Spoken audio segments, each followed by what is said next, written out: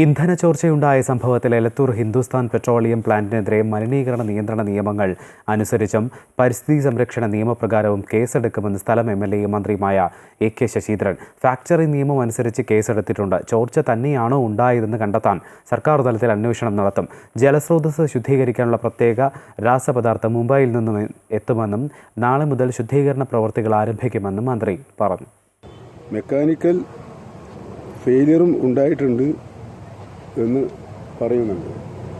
അപ്പം അങ്ങനെ വരുമ്പോൾ അതെന്താണ്, എങ്ങനെയാണ് അതിൻ്റെ പരാജയം എന്ന് പറഞ്ഞാൽ പറ്റില്ല. എന്ത് സംഭവിച്ചതാണെന്ന് നമുക്ക് നാട്ടുകാർക്ക് അറിയണം.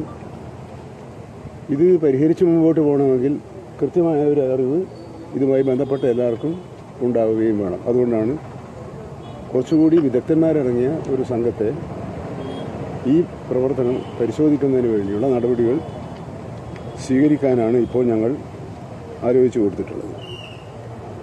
അതിനോടൊപ്പം തന്നെ